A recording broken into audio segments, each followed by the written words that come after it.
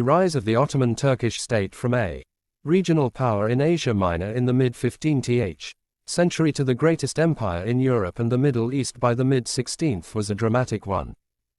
In less than a century, the House of Osman had destroyed Byzantium and become unquestioned leaders of the Islamic world, wealthy patrons of a confident culture and rulers of an empire stretching from the Atlas Mountains to the Caspian Sea.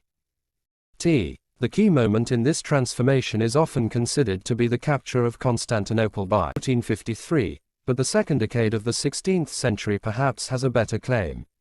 Between 1516 and 1520 the armies of Selim I R.151220 drove the Safavid Persians out of Kurdistan, destroyed the empire of the Mamluks on the battlefields of Mari Dabik and Al-Radaniya, and secured from the Sharif of Mecca recognition of their sultan as caliph, or leader of the Islamic faithful.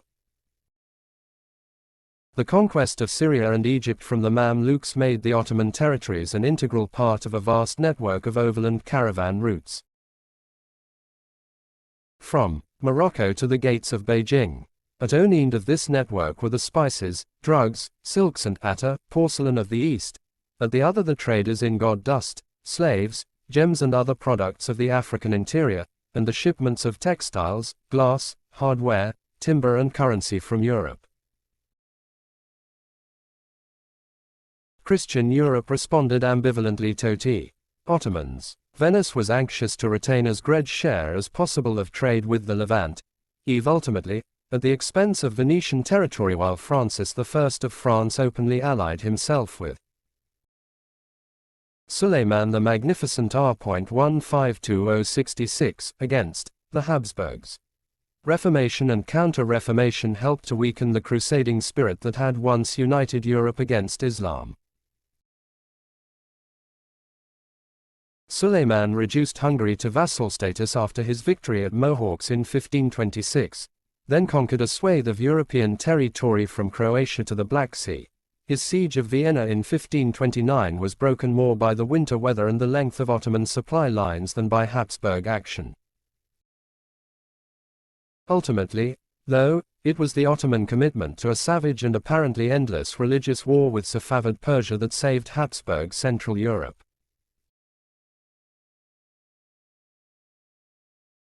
The Ottoman Christian frontier on the Danube achieved a kind of equilibrium after the death of Suleiman.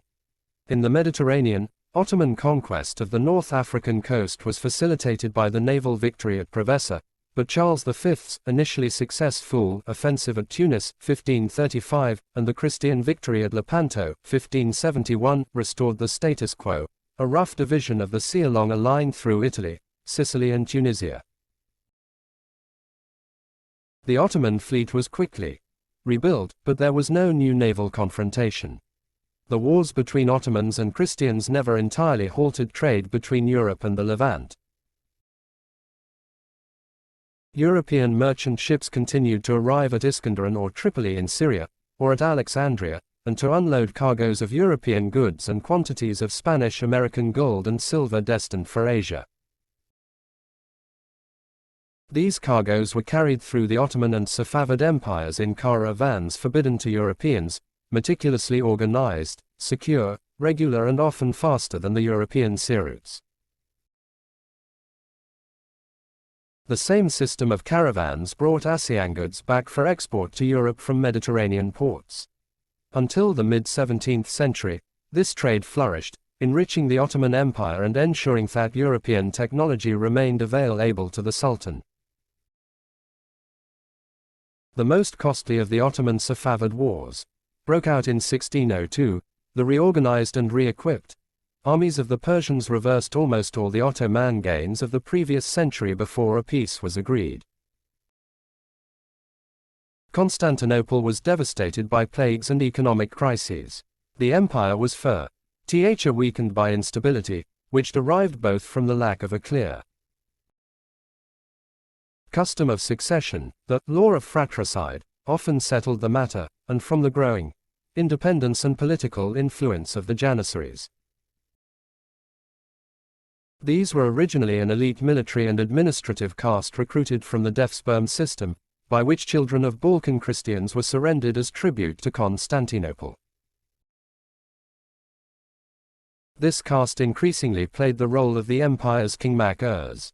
From Themnid's 16th century, too, the caravan route's profitability began to wane under pressure from alternative European and Russian routes to the east.